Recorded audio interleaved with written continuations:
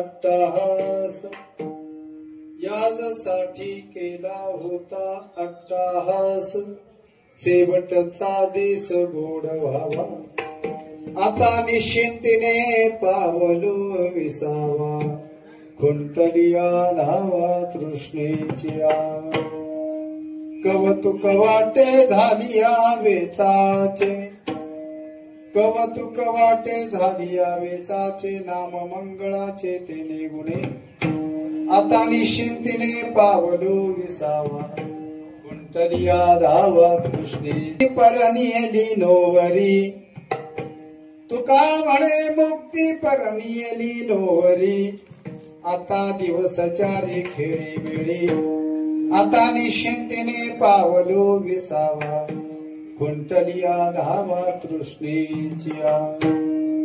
ओम नमोजी अध्या वेद प्रतिपाद्या, जय जयच संवेदात्मरूपा, देवा तूच गणेशूच कलार्थ मध प्रकाशू, म्हणे निवृत्तीदासु अवधारी, जोजी दयांचे केलिया स्मरण, होय सकळ विद्येचे अधिकरण, तेची बंधू श्री गुरूंचे चरण, तेची नमस्कारोनी आता, गुरुर् ब्रह्मा गुरुर् विष्णू गुरुर्देव महेश्वरा, गुरु साक्षात परब्रह्म तस्मै श्री गुरुवे नमः. पांडुरंगा करो प्रथम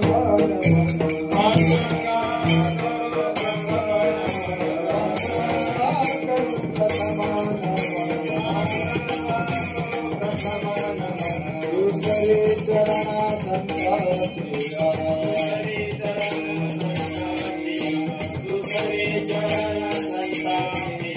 त्यांच्या कृपाने कथेचा विस्तार, कथेचा विस्तार, कथेचा विस्तार, सद्गुरुदास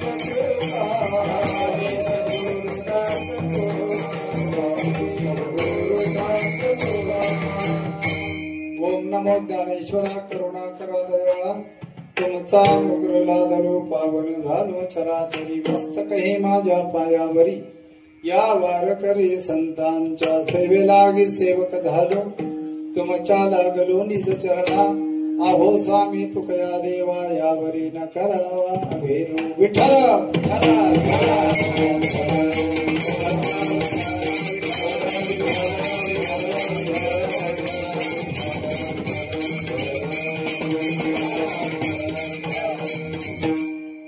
याजसाठी केला होता अट्टहास, याजसाठी केला होता अट्टहास, शेवटचा दिस गोड व्हावा, आता निश्चिंतीने पावलो विसावा, कुंटलिया धावा तृष्णेच्या.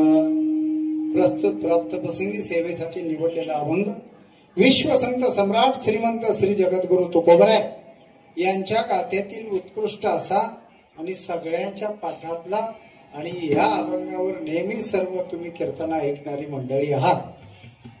अभंगाकडे वळल्या अगोदर एका गोष्टीचा परिहार, आजची ही कीर्तन रूपी सेवा कोणत्या निमित्ताने आपले या ठिकाणी आलेले सर्व पै पाहुणे अप्तेष्ट सगळेश्वरी यांना सांगण्याची. नारायण संभाजी उतेकर, गाव गोळेगणी, तालुका पोलादपूर, जिल्हा रायगड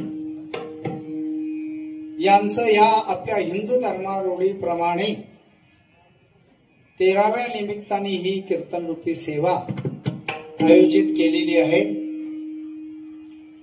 मी नेहमी सांगत असतो, काही काही वेळेला भजन कीर्तन प्रवचन ही का करावी, त्याला कारण आहे, आणि कोण करतं, सगळेच करत नाहीत. माझ्या समोर श्रवणासाठी मोठमोठी मंडळी बसलेली आहेत. या वातावरणाच्या प्रतिकूल परिस्थितीमध्ये सुद्धा आमच्या शैलेश भाऊनी या सर्व मंडळींनी अतिशय सुंदर चांगल्या पद्धतीने नियोजन केलंय. कारण आता ह्या परिस्थितीमध्ये असं कार्यक्रम करणं म्हणजे फार अवघड आहे. तेव्हा सुंदर असं स्टेज बांधलंय, खाली पाणी आहे, तरी सुद्धा व्यवस्था चांगली केलेली आहे, खुर्च्या टाकलेल्या आहेत. आता सगळ्यांना खुर्च्यात पाहिजे. श्री किरण भाऊ नारायण उतेकर संदीपभाऊ नारायण उतेकर, संतोष नारायण उतेकर आणि त्यांची कन्या सौ संध्या विनोद शेटगे यांच्या या माध्यमातून ही कीर्तन रूपी सेवा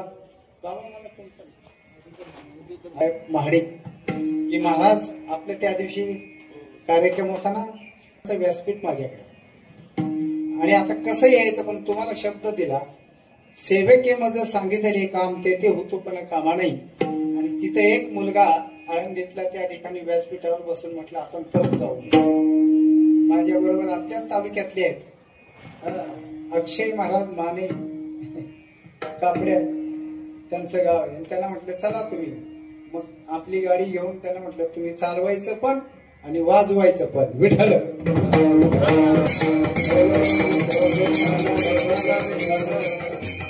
शब्द दिला होता नाडिक साहेबांना की या ठिकाणी मी येतो कुठल्या परिस्थितीत, त्यामुळे या ठिकाणी येण्याचा योग आहे.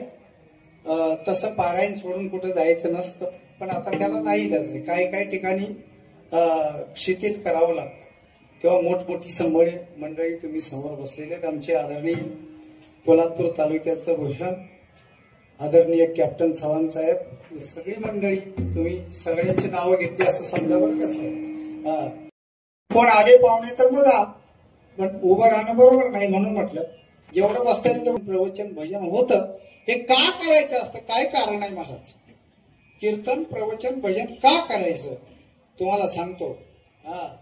मनुष्य जन्माला आल्यापासून त्या विधी ठरलेल्या आहेत. तुम्ही ऐकले कधी? शांत जन्माला आल्यापासून विधी ठरलेल्या आहेत. त्या कधीपर्यंत? गेल्यानंतर ही विधी करावा लागतो. आता बरोबर जन्माला आल्यानंतर विधी कोणत्या ठरलेल्या आहेत आजी? आता ते विधी घरी होत नाही, आता हॉस्पिटलमध्ये होता. पाचवी माहिती आहे ना? पाचवी कुठं व्हायची? पहिली घरी व्हायची. पाचवी सहावी नंतर बारसं. आता पाचवी सहावी बारसं घरी होतं का? बहुतेक जणांचं 99% हॉस्पिटलमध्येच होतं. कारण का? ते आता या पद्धतीने सगळं चाललंय. असू द्या. तेव्हा आल्यानंतर काही रूढी ठरलेल्या आहेत. मी नेहमी सांगत असतो, बरोबर आहे ना? 5 दिवसाचं जन्माला आल्यापासून तर आहेच विधी ठरलेला, पण 5व्या दिवसापासून आपल्या चालू होतात, त्याला आपण पाचवी म्हणतो, बरोबर ना? त्याच्यानंतर सहावी, सातवी नाही करत कोण. सातवी गेल्यानंतर करतो, सांगतो तुम्हाला. पाचवी झाल्यानंतर 12 दिवसांनी काय येतं? पाळण्यात घालायचं. त्याला काय म्हणतात? बारसं. हे तेरसं. लक्षात ठेवा. आल्यानंतर विधी ठरलेले आहेत. पाचवी का करायची? पाचवी त्याचं शास्त्र आहे. आता तिथून सांगतो, म्हणजे थोडस. पाचवी का करायची? त्या पाचवीच्या दिवशी आता आजी एकट्याच बसलेली आहेत, सांगतात त्यांना माहिती आहे. लहान बाळ असतं. लहान बाळ बाळांतीन खाटोवर असते आणि ते म्हातारी खाली बसलेली असते. ती रात्रभर डोळ्यात तेल घालून काय करत असते? बघा साहेबांनी बरोबर सांगितलं बरं का. का घालायची? का घालायचं हे त्याचं कारण आहे. त्याचं कोणतरी एक बाई रात्री 12 नंतर येते. अहो आता ह्या लाईटी झाल्या, पूर्वी लाईटी होते ना, पूर्वीच टेंबे चिमण्या, बरोबर ना? आमच्या काळात तर होत्या, तुमच्या तर नक्कीच असते. त्या चिमण्या असतात, त्या रात्रीच्या लावून ठेवायची. का लावून ठेवायची? तर कोणतरी एक बाई येते रात्री 12 नंतर आणि त्या बाळाचं भविष्य लिहून जाते. तिचं नाव काय? बोला, नाही तर तुम्हाला सटवायची शपथ. ती येते आणि काहीतरी लिहिते, पण त्याच्यासाठी तिला लिहिताना अंधार असावा का उजेड? बोला. नाही, पण उजेड पाहिजे ना. अंधारात कशी लिहिणार ते? काही कसं चालायचं? चिमणी पाहिजेच ना. मग तेच सांगताय, उजेडच पाहिजे. अंधारात ते काही लिहू शकत नाही. आता तुम्हाला सांगतो, ज्याचं भविष्य तिने उजेडात लिहिलं ना, ते सर्वांसाठी उजेडात राहिले. कळते का माझी भाषा? आणि ज्याचं भविष्य असं लिहिलं तिने, आई वडिलाला त्रास, भावकीला त्रास, गावाला त्रास, सगळ्याला, तालुक्याला त्रास, जिल्ह्याला त्रास, की एवढा सगळा त्रास देतो ना की समजायचे ह्याचा 5वीचा दिवा विझा लावा. विठ्ठल ना,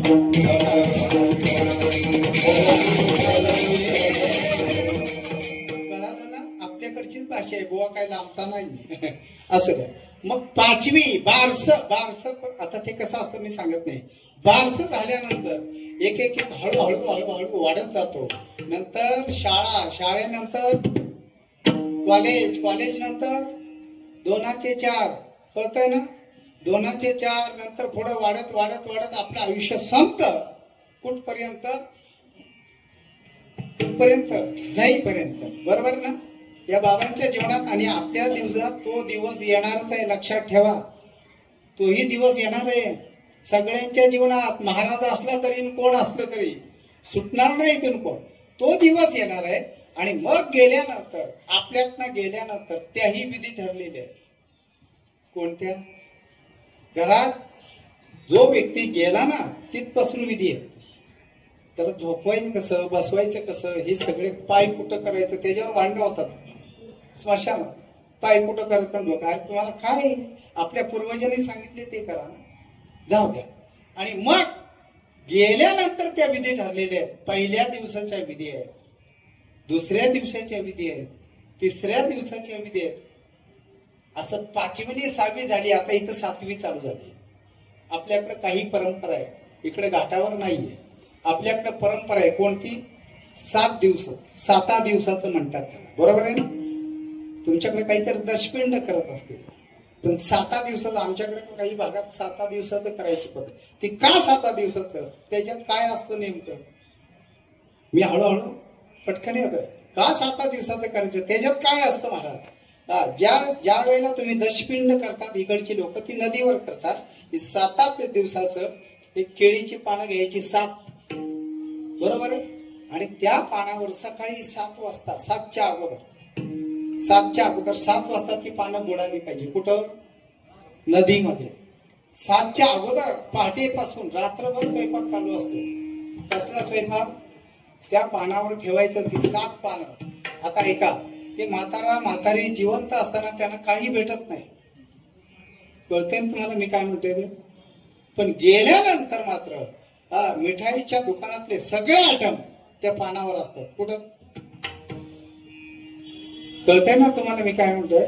मग ते पानावर राहत सुद्धा नाही. मग एक एक पान उचलायचा, परातीमध्ये घ्यायचा, 7 पान भरायचे आणि घोंगडीत बांधून नदीवर न्यायचं. सकाळी 7च्या आत नदीवर नेल्यानंतर एक पान घ्यायचं, सोडायचं, डुबी मारायची, परत यायचं, ते दुसरं पान सोडायचं 7 वेळा. त्याला 7 ठाव म्हणतात. विठ्ठल. काही ठिकाणी दशपिंडाचे. चला इथपर्यंत आलं. 5वी 6वी इथं 7वी जोडली. आता काही लोक असं सांगतात की 8वा आणि 9वा दिवस धरा.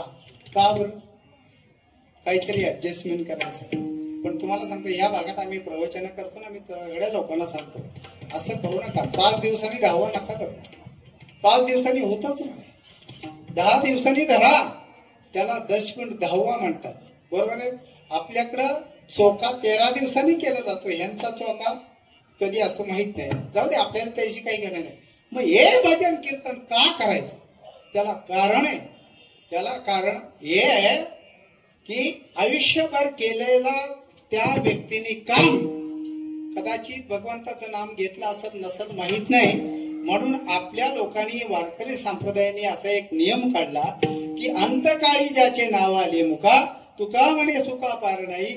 भले त्या माणसाने आयुष्यभर काय केलं नसेल, पण त्याच्या उत्तर कार्यानिमित्ताने भजन कीर्तन झालं की तो स्वर्गाला जातो, असं शास्त्र आहे. विठ्ठल.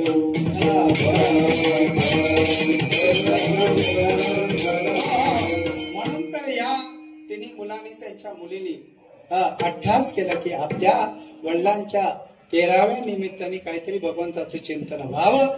म्हणून ही कीर्तन रूपी सेवा आपल्याकडे आहे. आता माझ्याकडे फक्त 1 तास उरलाय. 1 तासामध्ये जेवढं अभंगाचं चिंतन करता येईल तेवढं करू. का करायचं, कुणासाठी करायचं, याच्यासाठी तुला महत्व आहे बरं का. सगळे दशपिंड आणि सगळे वर्ष श्राद्ध कोण करत नाही. काय म्हणणं आहे तुमचं? वर्ष श्राद्ध सगळे करतात? सांगा बरं, कोण नाही करत? आपल्याकडे लोक 10वा 12वा 13वा झाला, फार फार 1 वर्ष की विसरून गेले. कोणाला? आपल्या आई वडिलांना आजोबांना विसरे. सांगा बरं, आता जी बरीचशी मंडळी वा, बरीचशी मंडळी आजोबांपर्यंत नावं सांगतील, त्याच्या पुढची नाव कदाचित काही पंजोबापर्यंत सांगतील, त्याच्या पुढची नावं आपल्या पूर्वजांची येतील. नाही, आजोबा पंजोबा यांची नावं सांगते का हे आपल्याला माहीतच नाही. पण तुम्हाला सांगू का, काही मंडळींची आज 750 वर्ष पूर्ण झालेत तरी त्यांच्या नावावर आम्ही पाकिटे घेऊन जगतो. कळते ना तुम्हाला मी काय म्हणतो? 400 वर्ष होऊन गेली तुकोबारायांना, बरोबर आहे ना? छत्रपती राजांना किती वर्ष? आजही त्यांचं संभाजी महाराजांचं नाव घेतलं जातं धर्मवीर म्हणून. हे का बरं? मी नेहमी सांगत होतो, जी लोक समाजासाठी झटली त्यांचीच नावं घेतली जातात, बरोबर आहे?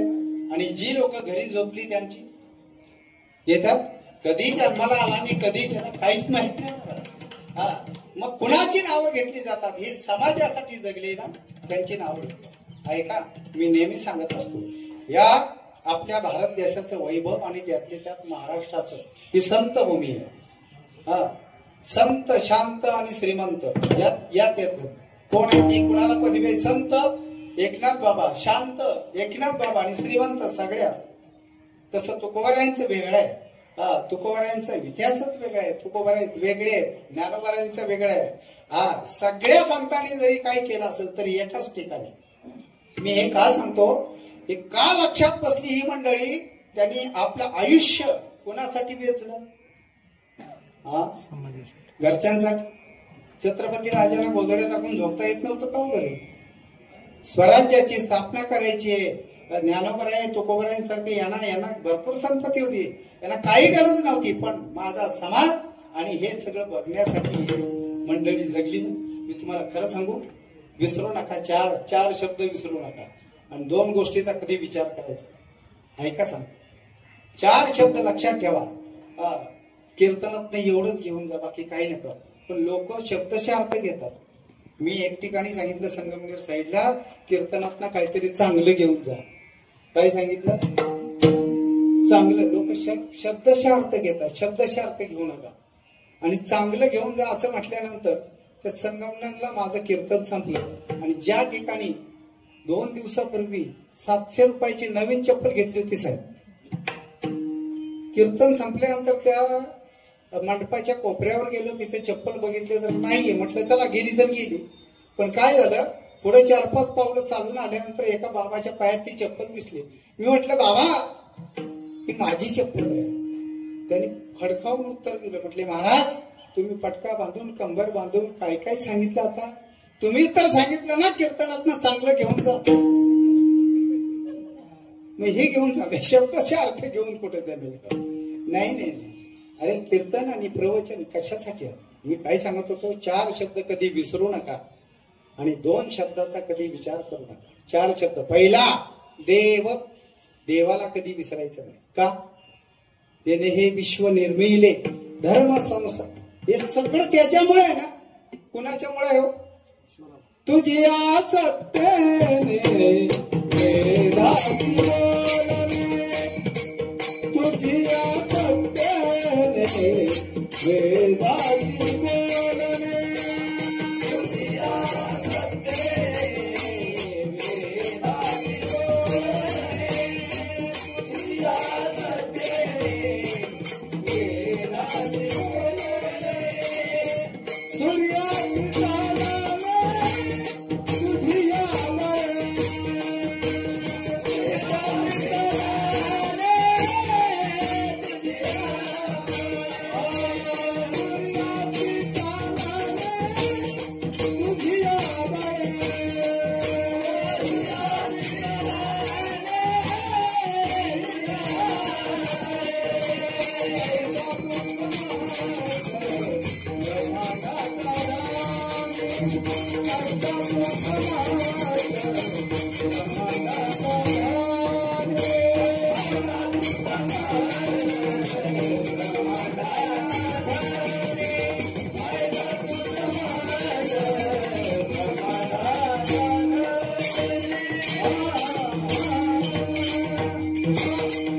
त्याच्या सत्तेशिवाय पाणी हालत नाही.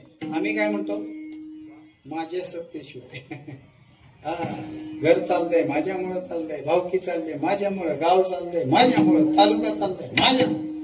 हे सगळं काढून टाका, तुमच्यामुळे काहीच नाही. तो बोलवतो शिकविता धनी वेगळाच, तो वेगळाच आहे. मी काय सांगत होतो, 4 शब्द कधी विसरू नका. देवाला कधी विसरू नका. का विसरली तया थोर झाली हानी. देवाला विसरला तो संपला. चला पुढे. देव मान्य संत. मी देव मान्य म्हणतोय बरं का. आताच्या या कलियुगामध्ये उठतोय सुटतोय तर संत होते. मी साधू, मी हे बरोबर आहे ना. त्यांना ओळखायला शिका. आता फसवे डुप्लिकेट जास्त यायला निघाले. बाजारात वस्तू एखादी आली की त्याचं डुप्लिकेट तयार करायला आहेतच. बरोबर आहे ना. तसं परमार्थामध्ये सुद्धा आहे. डुप्लिकेट बुवा भरपूर आहेत. कसं म्हणाल तुम्ही, खूप आहेत ना. दिसायला वरून वेगळं, घरच्यांनी हाकलून दिलंय म्हणून संन्यासी झालाय कुणी. मी काय म्हणत नाही, घरी काही काम धंदा करत नाही म्हणून त्याला हाकलून दिले म्हणून संन्यासी झाले. वरी भगवा झाला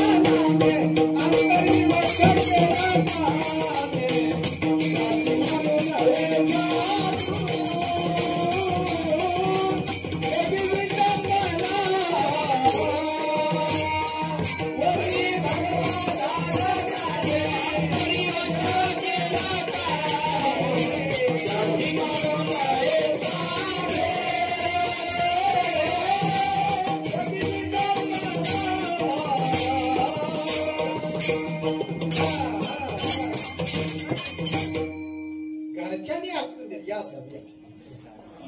देवाला कधी विसरायचं. दुसरं देवमान्य संत. देवमान्य संत नळवाऱ्यापर्यंत आहे. ऐका. नंतर देवाचं नामस्मरण कधी विसरायचं. ऐका, हे 3 शब्द झाले. आता त्याच्या पुढचं फार महत्वाचं आहे. 4था शब्द आहे ते आपलं मरण विसरू नका.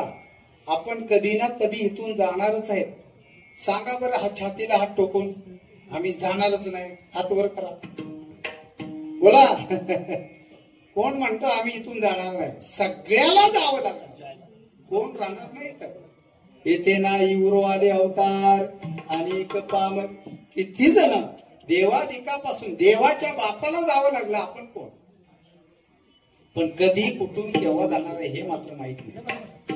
ऐका, 4 शब्द सांगतो, नंतर पुढे सांगतो. मरण कधी विसरू नका. मरण कधीच विसरू नका. आपल्याला जायचंच आहे. आणि ज्या दिवशी तुम्ही याचं चिंतन कराल ना, कुठलं हे सोडून, हे पुणे सोडून, हे महाराष्ट्र सोडून, ही भूमी सोडून आपल्याला कुठंतरी जायचंच आहे. सांगा, या ठिकाणी आलेले किती लोक जायची तयारी करतात. आपण कुठतरी ट्रिपला निघालो की सगळी तयारी असते का नाही साहेब.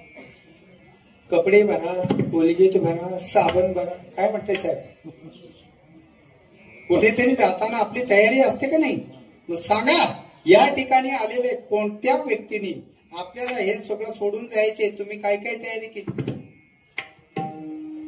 कोणाच करत नाही का. कारण तो शब्द आपल्या लक्षातच नाही. आम्ही मरणारच नाही. बरोबर आहे ना. पण ऐका, हे मृत्यू लोक आहे. कोणतं नाव आहे. मृत्यू लोकात आपण आहे.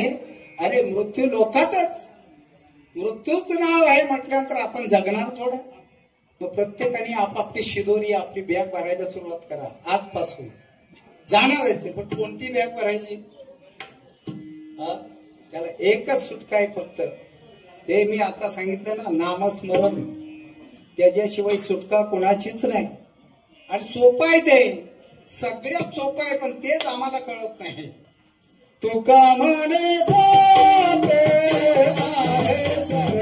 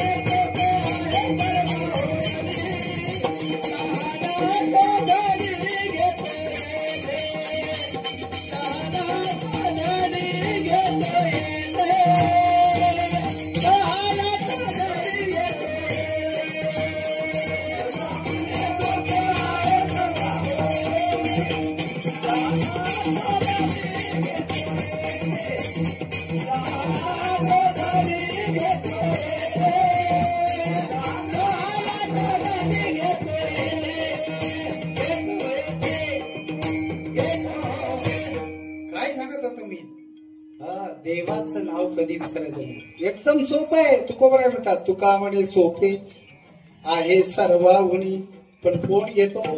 शहाणा तो धनी घेतो येते. कुठं जावं लागत नाही.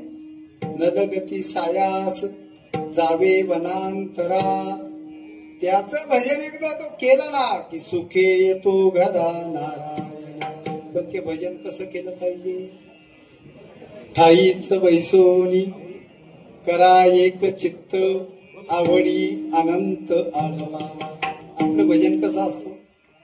भजन तर म्हणतच नाहीत कोण. हरिपाठ कसा असतो आपला? चव्हाण महाराज हरिपाठ कसा असतो? देवाचे द्वारे उभा क्षणभरी त्याने मुक्तीचारे साधे, बरोबर आहे ना? आणि शेवटी असोनी संसारीची वेग चहा ठेवला का? कळतंय ना? हरिपाठाच्या किंवा भजनाच्या काही संज्ञा, त्याला नियम आहेत. चित्त जर जाग्यावर नसेल, चित्त नाही नामी तरी ते व्यक्त. तुम्ही दिवस रात्र भजन करा, पण तुमचं चित्त जर तिथं नसेल, तुमचं चित्त नुसतं पाकिटावर असेल तर का उपयोग? कळतंय ना? तुमचं कशात सांगितलं? आमचं सांगितलं मी. विठ्ठल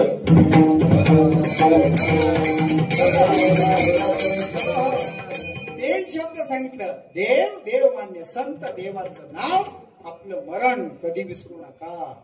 त्याच्या उलट दोन शब्द आहेत, सांगतो तुम्हाला, ऐका. दोन शब्दाचा उच्चार कधी करायचा नाही. काय करायचं नाही सांगून जातो. तुकोबरायांनी म्हटले, ह्या अभंगामध्ये मी अट्टहास केला. ते अट्टहास करण्यासाठी हे दोन शब्द फार महत्वाचे आहेत, नीट लक्षात घ्या. अभंग जरी तुम्ही बराच वेळा ऐकलं असं प्रत्येक वेळेला तुम्हाला वेगळंच सांगत. ऐकणारी सगळी मंडळी हीच असतात, पण प्रत्येक वेळेला वेगळंच सांगेल, मला माहिती आहे. ऐका, मग दोन शब्दाचा विचार करायचा नाही. कोणता सांगतो तुम्हाला. आपण एखाद्या व्यक्तीला केलेली मदत, त्याचा थोडक्यात शब्द येतो उपकार. आपण एखाद्या व्यक्तीला केलेले, समजा एसटी मध्ये भेटला, त्याच्याकडे थोडे तिकिटाला पैसे कमी पडले, आपण जर दिले, काय फरक नाही पडत, बरोबर आहे. एखाद्याचं घर गळका असेल, त्याला कौल टाकली, कुणाचं लग्न होत नसेल, त्याला दिलं. भोसले साहेब करतात ते सगळं काम, बरोबर आहे ना? तुम्ही सुद्धा, अरविंद साहेब, ही सगळी मंडळी करतात. ही आतापर्यंत मी ऐकलं नाही बरं का, ते समोर आहेत म्हणून नाही सांगत. आतापर्यंत ऐकलं नाही मी की ते कधी म्हणत नाही हे मी केलं म्हणून.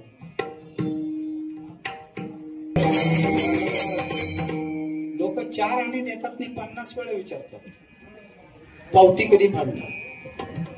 कळते ना? आपण एखाद्यावर केलेले उपकार आहेत, कधी बोलून दाखवायचे नाही, बरोबर आहे. ऐका पुढे दुसरी बाजू.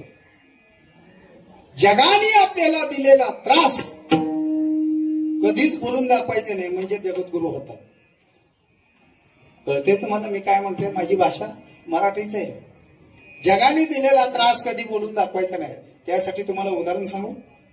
जगद्गुरु तुकोबरायांच्या बाबतीत घडलेले आहे. उगाच नाही जगद्गुरु झाले, आतापर्यंत जगद्गुरु फक्त 3च झाले.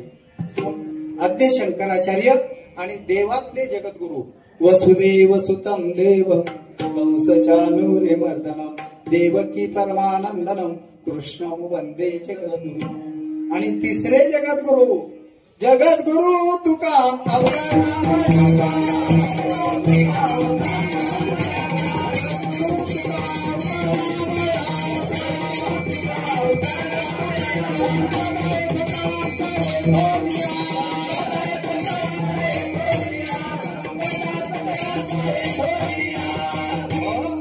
तेनाच जगद्गुरु झाले.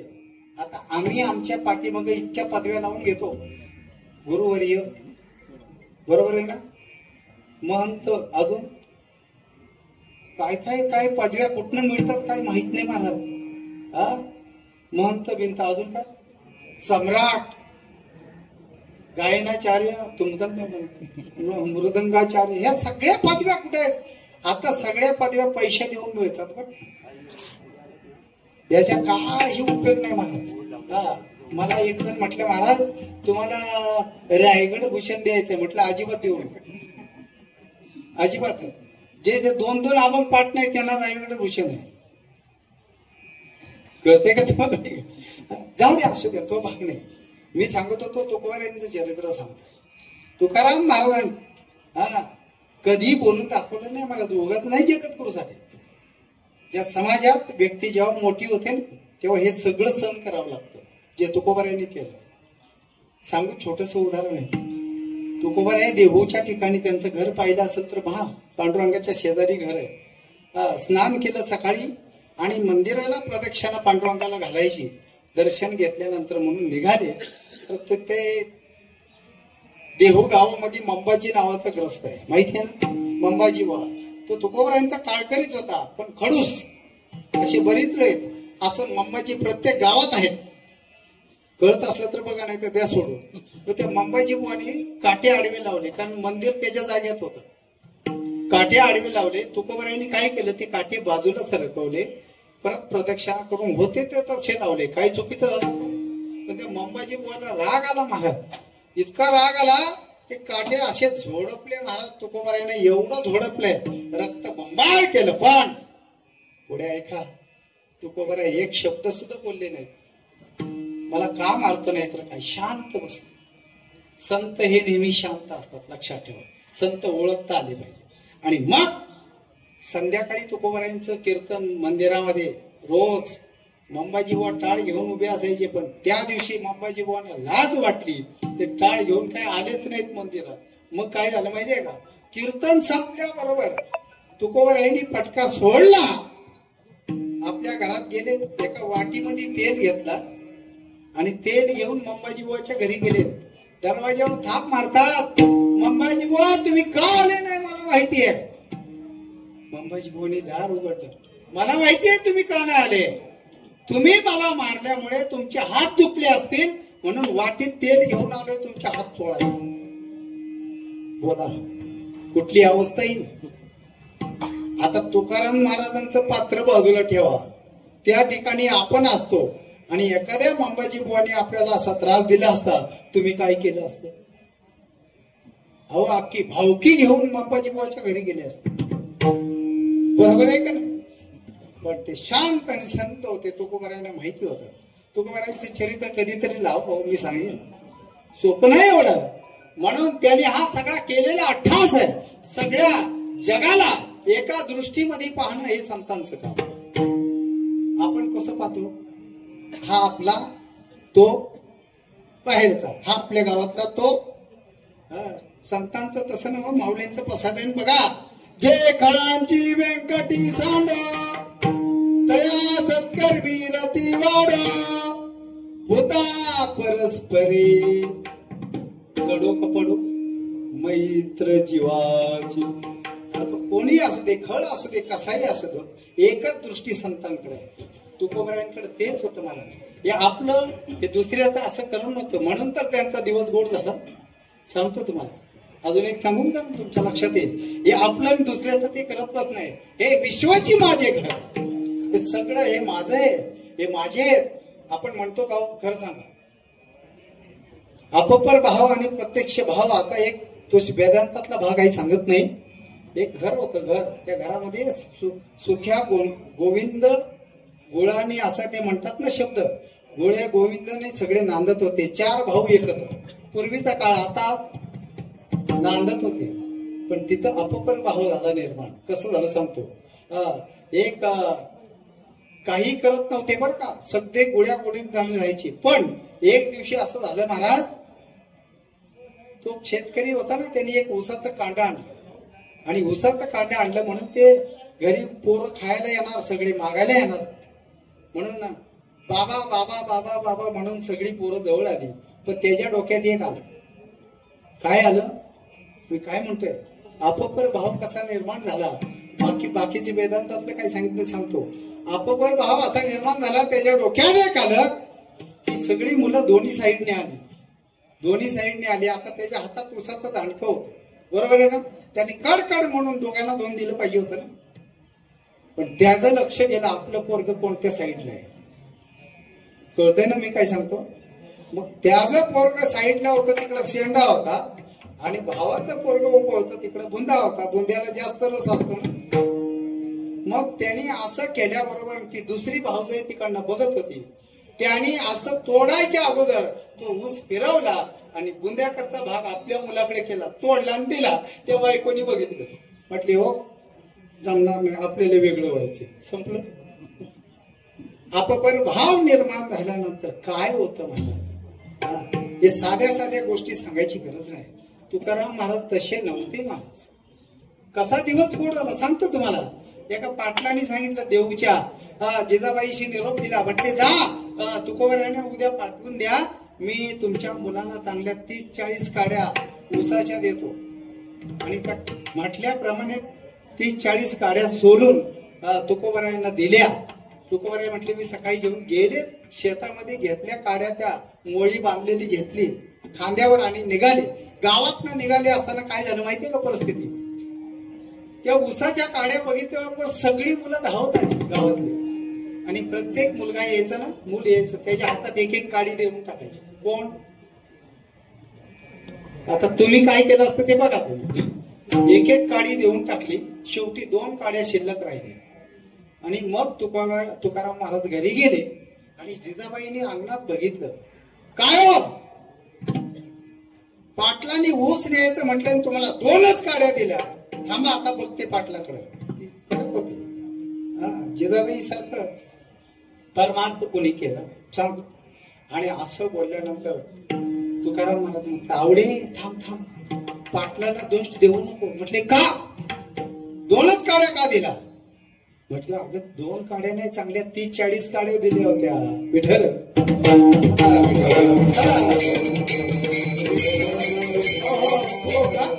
30-40 काड्या दिल्या होत्या, मग 2च का आल्या? आता ऐका भाव कसा आहे, तुकोबरायांचा भाव कसा आहे.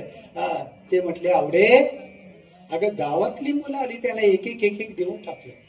मग जिजाबाई म्हणतात आपल्या मुलांसाठी दिलं होतं. माझा इथं मुद्दा आहे. आपल्या मुलांसाठी दिलं होतं, तुम्ही गावातल्या मुलांना वाटलं. गावातली मुलं काय आपली असतात? तुकोबरायांचे शब्द आहे अगं आवडे तीही मुलं आपलीच आहेत ना. जिजाबाई म्हणते लय आकृतीच आहे, ही मुलं आपली असतात, ही मुलं आपली असतात. मग परत जिजाबाई कडाळल्या.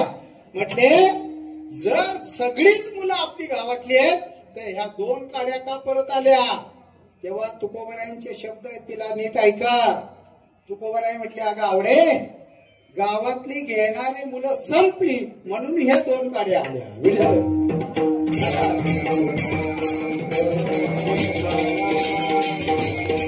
सांगा अशा पद्धतीने जर राहिलं, अशा पद्धतीने जर केलं, म्हणून तर तुकोबरायांना वाटलं हा अभंग लिहावा. याच्यासाठी केला काय काय अट्टास केला असं महाराज त्यांनी. तुकोबरायांचं जीवनाचं चरित्र, त्यांची पत्नी, एवढं साधं चरित्र नाही बरं का. तुम्हाला सांगू का, दिवाळीच्या सणाला गेली, मी सांगतो नेहमी हे, आणि परत 5 दिवसांनी आली. का? पतीसाठी आली. ती आल्यानंतर तिला सोडायला तिचा भाऊ आला देहूला. तुकोबरायांची श्रीमंती तुम्हाला सांगू, 33,000 एकर ऊस होता.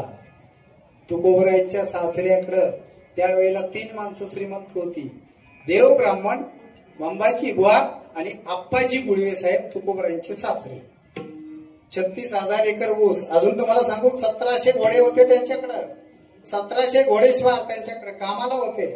प्रत्येक घोड्याची लगाम 5-5 किलो सोन्याची होती. ते किती तोळे झाले ते घरी जाऊन हिशोब करा. एवढी श्रीमंती असणाराची मुलगी तुकोबरायांची पत्नी आहे. पण ऐका, जेव्हा भाऊ सोडायला आला ना, उगाच नाही त्यांचे दिवस गोड झाले. तेव्हा ताई तुझं घर कुठे आहे, तुझं घर कुठे आहे, चल पुढे चल पुढे. गेल्यानंतर एक तुळशी वृंदावन दिसलं, भगवी पताका दिसली, हे घर आहे म्हटलं माझं. अरे बापरे, नीट ऐका आता, तुम्ही तिघी चौकी 5 जणीच बसला, सांगतो तुम्हाला. आणि मग जिजाबाई ओरडायला लागली भावाकडे. तो म्हटला, अगं ताई ही तुझी जर परिस्थिती आहे, तू बाबांना का नाही सांगितले, एका रात्रीत तुला सोन्याचं घर बांधून देतील एवढी. ती काय म्हटली माहितीये का, वा या विढाल संतांची चरित्र बघितलं पाहिजे. आपण कुठे आहे ते काय करतो आम्ही बघतच नाही. संतांची चरित्र मी तर सांगत असतो सगळ्यांना, संतांची चरित्र वाचल्याशिवाय मरूच नका. छत्रपती राजांचं चरित्र आम्ही रायगड जिल्ह्यात असून सुद्धा आम्हाला माहित नाही संपूर्ण. बोला बरोबर आहे का नाही? हा जाऊ दे. आणि मग काय सांगत होतो मी, बोला विसरले ना तुम्ही. मग कुठपर्यंत आलो होतो सांगा. हेच तर खरं आहे ना विठ्ठल. भाऊ भाऊ जिजाबाई आणि दादा, अगं ताई तुला रात्रीच घर बांधून दिलं असतं सोन्याचं, एवढी आपल्याकडे संपत्ती आहे. पण ऐका जिजाबाई काय म्हटलं, ए माझ्यासारखी श्रीमंत कोण नाही. वरून चंद्र दिसतं, घरात काही नाही, चुलीवर गवत उगवलंय, अशी परिस्थिती असताना म्हणते माझ्यासारखी श्रीमंत नाही. म्हटले ताई काय बोलते तू, अरे माझ्या इतक्या श्रीमंत कोणच नाही. आता सगळं धावतं सांगतो तुम्हाला. जिजाबाईचे शब्द ऐका, त्यांनी आपला संसार आणि आपलं जग कसं गोड केलं ते सांगतो. माझ्याकडे वेळ कमी आहे पण मी धावतं सांगतो. आणि त्यावेळेला दादा म्हणतोय, अगं काय तुझ्या घरात हे कुत्री घर राखती, इथं सगळं काय आहे घरात आहे तुझ्या, आणि तू म्हणतेस आम्ही श्रीमंती आहे. हा जिजाबाई म्हणते माझ्या इतके श्रीमंत कोणच नाही. आता ऐकायचं पुढे तर मला सांगतो. ज्या वेळेला जिजाबाईंनी सांगितलं दादाला तिच्या, मला तुमच्याकडचं काही नको. पूर्वीचा काळ होता, पूर्वीचा काळ, आताचा नाही सांगत. पूर्वीचा काळ तुम्ही सांगा, आपली मुलगी ज्या घरात दिली तिथं आपण काय म्हणत होतो, दिली तिकडं मेली. आता कशी परिस्थिती, आता हे सप्त्यातलं कीर्तन नाही तर तुम्हाला रंगवून सांगितलं. आता साहेब अशी परिस्थिती आहे, लग्न लागल्या वरात घरी गेली की मुलीची आई फोन करते. कुणाला आपल्या मुलीला, पप्पे कसं ग, बघ कसं काय नाही ते, ये इकडं. कोण सांगते, 99 आयांनी आपल्या मुलीचा संसार उद्ध्वस्त केलेला आहे. विठ्ठल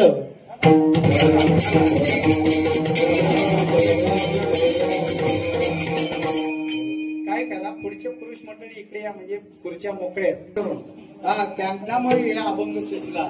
मी काय करतोय, तुकोबरायांच्या जीवनातले दिवस गोड कसे झाले, त्यांनी आपल्या जीवनात अट्टहास केला. कोणता अट्टहास केला आता ऐका सांगतो तुम्हाला. हे आज ज्यांच्या निमित्ताने कीर्तन आहे ना, कैलासवासी नारायण उतेकर साहेब, त्यांच्या निमित्ताने ही कीर्तन आहे. त्यांनी आपल्या जीवनाचा अट्टहास केलेला आहे. सांगतो तुम्हाला, या ठिकाणी बसलेली मंडळी बरीच आहेत. मी नेहमी सांगत असतो, आपल्या इथं एक लाल बहादूर शास्त्रीने ती म्हण आणली होती ना, तीच म्हण आता खरी आहे. कोणती म्हण आहे ती, तीच म्हण पाहिजे, नंतर बाकीचं म्हणायला पाहिजे. जय जवान जय किसान. आता जवाना पण नाही विसरले आणि किसानाला तर नावच लावून टाकलं. सांगा आता कोण शेती करते. मगाशी आम्ही शैलेश भाऊनी आम्ही बोलत होतो, कोण शेती करते आता, हा कोणी करत नाही महाराज, वेळच नाही म्हणतात. विठ्ठल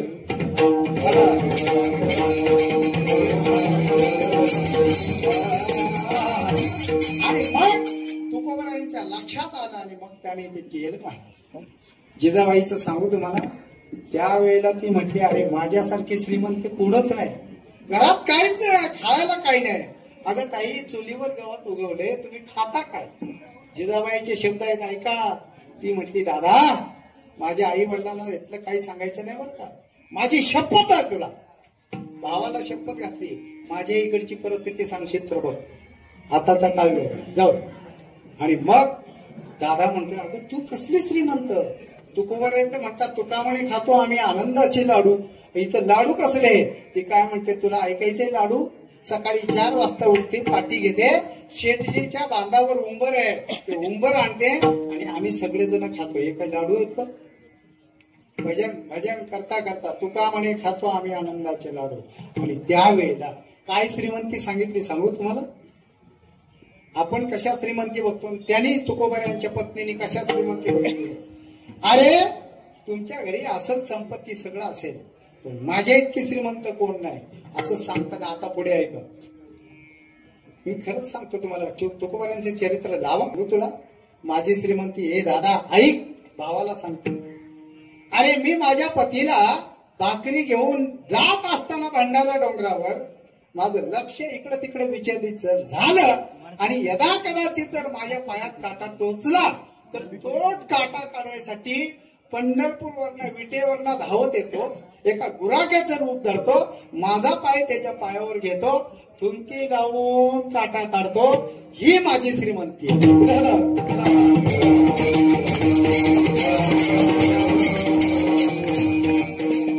म्हणून तर तुकोबाराय म्हणतात अरे मी माझ्या जीवनाचा अट्टास केला. तुकोबारायांनी अट्टास कशासाठी केला.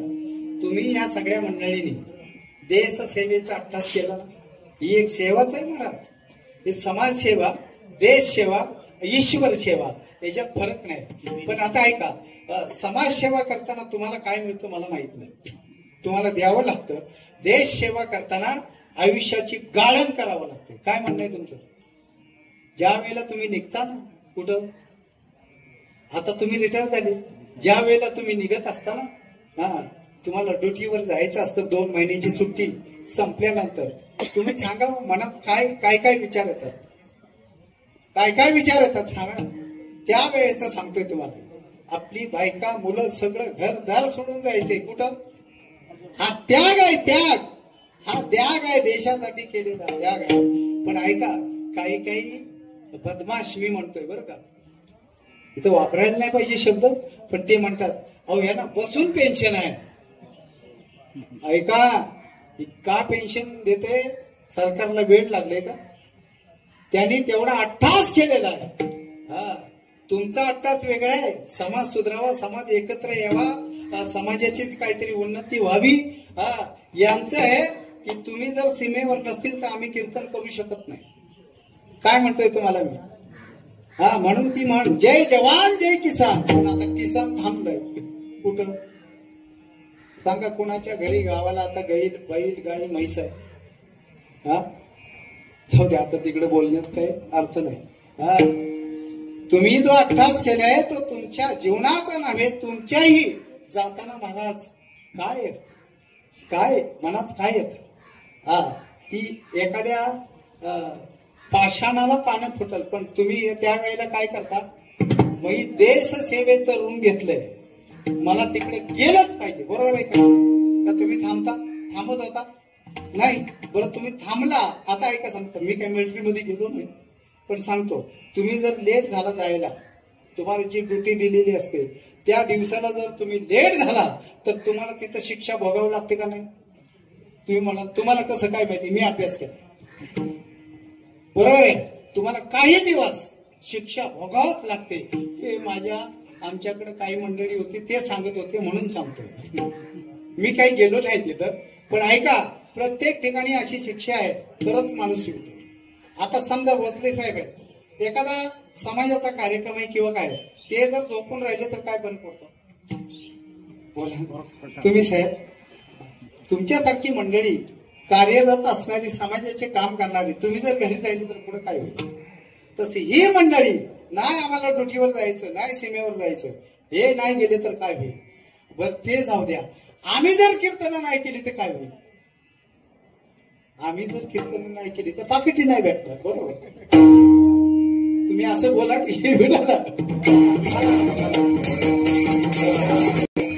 अरे प्रत्येक जण आपण, म्हणून त्यांच्या जीवनाचा दिवस गोड झाला. कशामुळे दिवस झाला गोड सांगू तुम्हाला. निळोबारांनी लिहिलेली आरती आहे, त्याचं शेवटचं चरण आहे. प्रयाण काढी देवे विमान पाठवे, विमान पाठवे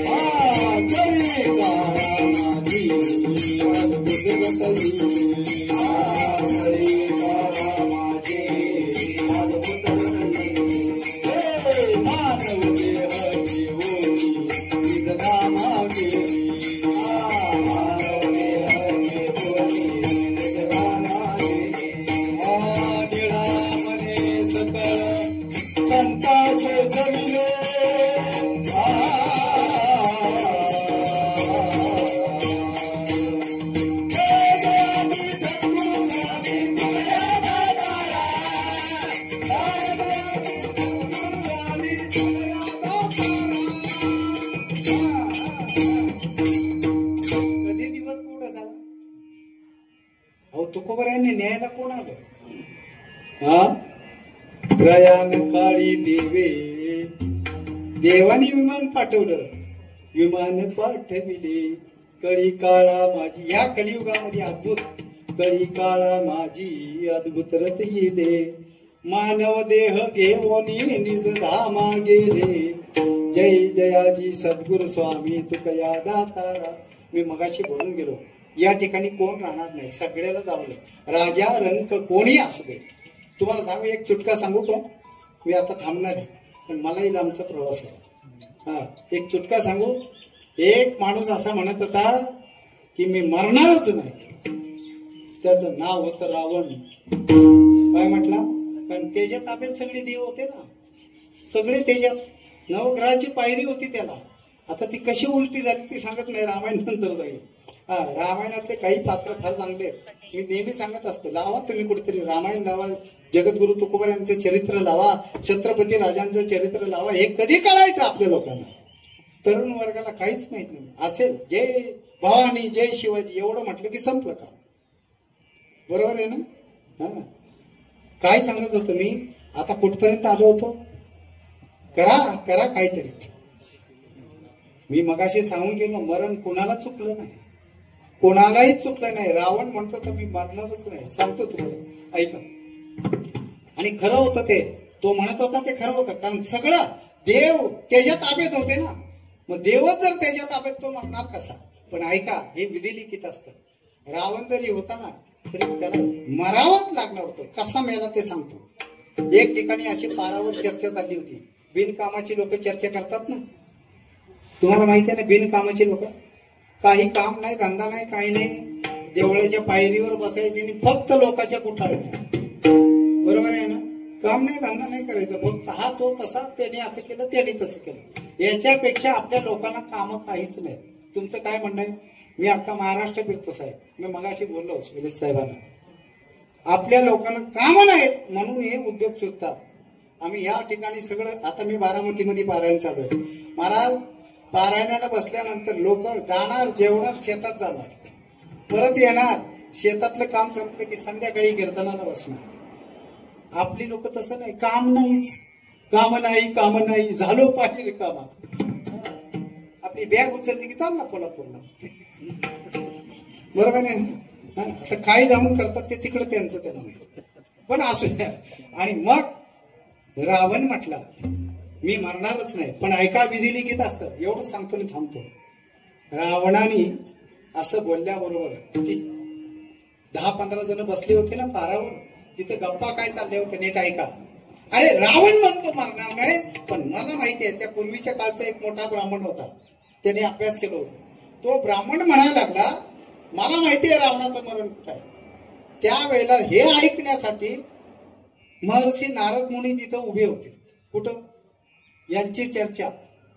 आता ऐका, नारद मुनींचं काम काय तुम्हाला माहिती आहे, मी जास्त सांगत नाही. आणि प्रत्येक गावात नारद मुनी आहेत, बरोबर आहे का नाही? पण ते नारद मुनींचं काम चांगलं होतं, जगाच्या कल्याण होतं. आणि ह्या नारद मुनींचं काय असेल ते बघून घ्या. दिवसा 12 वाजता गाव जाळायचं काम, बरोबर आहे ना? ते कसं जाळायचे ते तुम्ही बघा. आणि तिथं चर्चा चालली होती की रावण मरणार नाही, पण रावण मरणार तो कोणाच्या हातून मरणार हे मला माहिती आहे. आणि तिथं चर्चा अशी होती, सूर्यवंशातला आज राजाचा मुलगा, त्याच्या पोटी दशरथ जन्माला येईल, दशरथाच्या पोटी राम जन्माला येईल, आणि मग तो रावणाला मारेल. कळते तुम्हाला मी काय म्हटलो? किती पिढ्या जातील, पण विधी लिखित होता. रावण म्हटला अरे अरे, मग नारद मुनीने हे सगळं ऐकलं, गप बसायचं का नाही? तिथून उठले गेले रावणाकडे. रावणा, छातीला हात सांगू नको, मला माहिती आहे तुझं मरण कुठं, कधी. तेव्हा हे सगळं परत सांगितलं. सूर्यवंशातला आज राजाचा मुलगा, त्याच्या पोटी दशरथ जन्माले, दशरथाच्या पोटी राम जन्माले, आणि मग तो तुला मारेल. आता रावणाने एवढं ऐकल्यावर सगळं त्याच्या ताब्यात होतं. असं आहे का? कौशल्याचं आणि दशरथाचं लग्न होणार आहे आणि मग त्याच्या पोटी राम जन्माला येणार आहे ना. त्या रावणाने विचार केला, म्हटलं यांचं लग्नच होऊन देत नाही, मग कसं काय राम जन्माला? पण ऐका, विधी लिखित असतं. त्या रावणाने असं ठरवलं, पूर्वीच्या काळी लग्न कधी होत होती? 30 वर्षाचा झाल्या हो का 3 वर्षाचा होय पाळण्यातच लग्न होते ते. तुम्ही काय म्हणायचे, माझा मुलगा तुझी मुलगी चल पाळण्यातच. तसं दशरथ राजाचं आणि कौशल्याचं लग्न पाळण्यातच असताना त्यांना पाळण्यात मुंडावळ्या बांधलेल्या होत्या, सगळं सांगत नाही. आणि मग रावण आला, म्हटलं यांचं लग्नच होऊन देत नाही, मुंडावळ्या बांधलेल्या त्यांना. त्या रावणाने काय डोकं चालवलं आहे का, रावण असेच असतात. त्यांनी लाकडाच्या पेट्या 2 तयार केल्या, मिस्त्रीनं बोलवलं, ते इकडे काही कमी नव्हतं. लाकडाच्या 2 पेट्या तयार केल्या, एका पेटीमध्ये कौशल्य मातेला ठेवलं, एकामध्ये दशरथाला ठेवलं. त्या 2 पेट्या तो एवढा हुशार होता तर म्हटला जमिनीवर ठेवायच्या नाही, मग जमिनीवर ठेवलं तर कोणाच्या तरी हाताला लागतील. त्या रावणाने काय केलं, त्या 2 पेट्या समुद्रामध्ये सोडायच्या म्हटलं, म्हणजे कौशल्य आणि दशरथ कोणाला हातालाच लागणार नाही. पण ऐका, दशरथ राजाची पेटी वर सोडलेली, कौशल्य मातेची पेटी एक मिलिंग नावाचा मासा होता, त्याच्या तोंडात दिली, म्हटले जा खाली, परत येऊ. पण परिस्थिती काय झाली, पूर्वीचे मासे होते ना, पूर्वीचे मासे, ऐकताना नीट मी काय म्हणतो ते बघा. पूर्वीचे मासे, एखादा माणूस जर बुडायला लागला नदीत तर ते मासे त्याला बाहेर काढत होते. कुणाला कुणाला जो बुडणार आहे ना त्याला कोण काढत होते, मासे आणून काटावर आणायचे. आता उलटी परिस्थिती आहे, आता लोक मासेच ठेवत नाही, कळते का तुम्हाला. आणि मग त्या मिलिंग नावाच्या तोंडात दिली माशाच्या पेटी, जा म्हटलं समुद्रात. आणि मग तो गेला. पण परिस्थिती काय झाली, काहीतरी त्या माशांना वाटलं काहीतरी खायला आले, म्हणून युद्ध चालू झालं. माशांचं पण युद्ध असतं बरं का, हा मला मिळते का तुला मिळते, कळते ना. आणि मग ते पेटी असं उघडली पेटी त्या माशांनी, पण त्यांना काही खायला दुसरं दिसलं नाही. पण दशरथ राजाची जी फळी होती, एका फळीचा आधार घेऊन तो वात एका बेटाला लागला. तसंच सेम परिस्थिती कौशल्य मातेची पेटी सुद्धा वाहत एका बेटाला लागली. आणि इकडे या माशांचं युद्ध चालू आहे, कळतंय ना मासे कोण आहेत ते, बघून घ्या. आणि इकडे युद्ध चालू झालं. हे दोघं दशरथ राजा पेटीतून उठले आणि बघतात तर थरथर कापणारी एका पेटीमध्ये लहान मुलगी आहे. दशरथ राजा विचारता आपण कोण, तेव्हा कौशल्य मातेने सांगितलं, त्यांना माहित नव्हतं आपला नवरा कोण होणार आहे. बरोबर, कधीच सांगता येईल मी. आताची लग्न कशी होतात, आता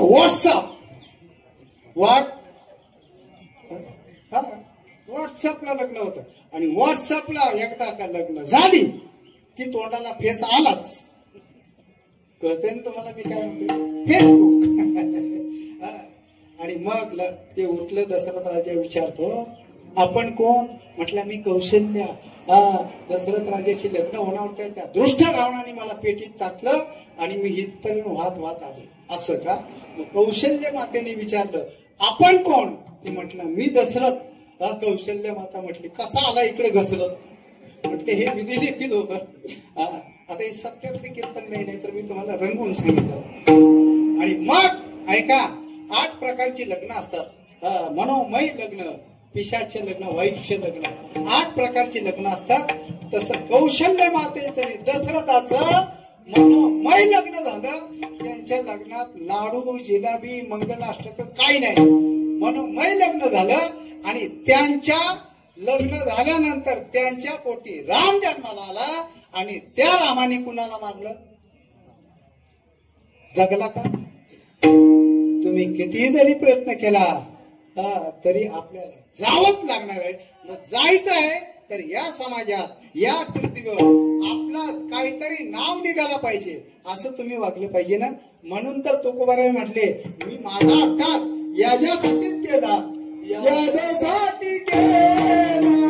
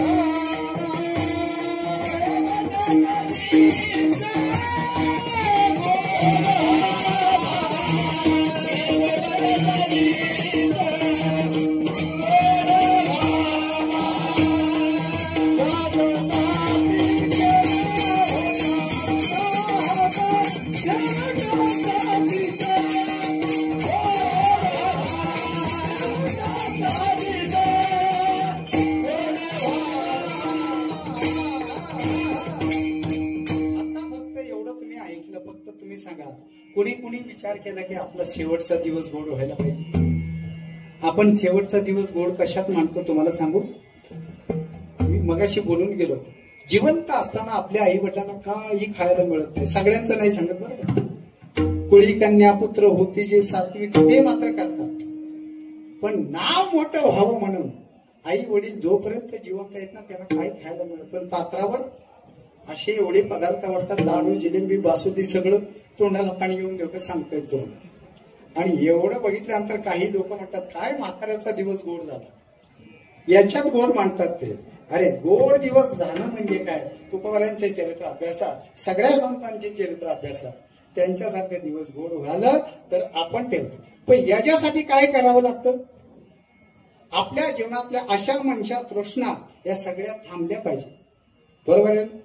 यासाठी केला होता आता शेवटचा दिवस ओढावा, पण कधी? आता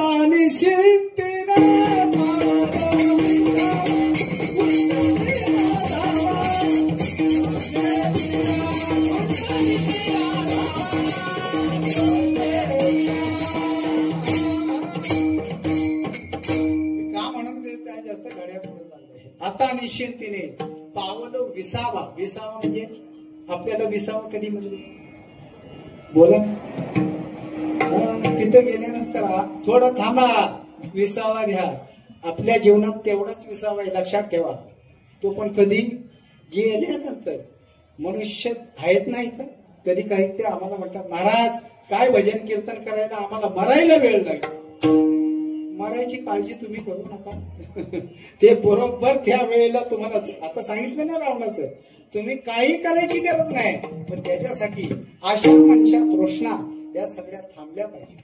तुकोबारायांच्या जीवनातल्या आशा मनशा तृष्णा या ठिकाणी आल्यानंतर आलेल्या सगळ्यांपैकी मला तुम्ही सांगा, 100 रुपये मिळाले त्याचे कोण सुखी? आता 500, 1000, 2000, 5000, 5 लाख मिळाले तरी सुखी नाहीत. काय म्हणणं आहे तुमचं? तुमचं नका सांगू, आमचं सांगतो. पाकिट 5000 मिळालं तरी आम्हाला किती वाटतं मिळावं? सांगितलं आपलं एक तुम्हाला 10 दिले असते तर बरं झालं असतं. आमच्या आशा नाही थांबल्या, तुमच्या कधी सांगायचं? आशा मनशा तृष्णा ज्या वेळेला थांबतील ना त्यावेळेला तुमचा दिवस गोड होईल. चला पुढे. मग अजून कशाने दिवस गोड होईल? माझी वेळ संपली म्हणून धावतं सांगतो. आशा मनशा तृष्णा आपल्या जीवनातल्या थांबल्या पाहिजे, मग दिवस गोड होईल. तुकोबारायांच्या जीवनात तेच झालं. मिरच्या ऐकायला गेले, सगळ्या बायांनी मिरच्या न्यायला पैसे कोणी दिले नाही. शेवटी देवाला ते काम करावं लागलं. देवाने सगळे मिरच्याचे पैसे गोळा केले. कधीतरी वेळ भेटला तर सविस्तर सांगेल. मग तुकोबारायांच्या जीवनात घडल्यानंतर ते म्हणतात माझा दिवस यामुळे गोड झाला. कशामुळे? या सतत देवाचं नामचिंतन माझ्या मुखात बसलं म्हणून दिवस गोड झाला. कवतुक वाटे झाली या वेचाचे नाममंगळाचे. आता तुम्ही मला सांगा, या ठिकाणी बसलेली मंडळी, तुमच्या तोंडात देवाचं नाव कधी येतं? खरं बोला, तुम्हाला खरंच साठवायची शपथ. कधी येतं देवाचं नाव? अहो येतच नाही पहिली गोष्ट. आणि आला तर कधी येतं माहितीये का? तुमच्यावर कोणतं संकट आलं की म्हणतात आता देवाला. तो एवढा येडा आहे का? आणि त्याला सतत तुम्ही आठवलं पाहिजे. तुम्ही कसं तुमच्या आई वडिलांचं मुलाबाळांचं कसं चिंतन करता, त्यांच्यासाठी सगळं जमा करून द्यायचं ना. तुकोबारायांचं आपण घ्या. बाप करी जोडी लेकराची ओळी आपली कर बनली वाळवडी.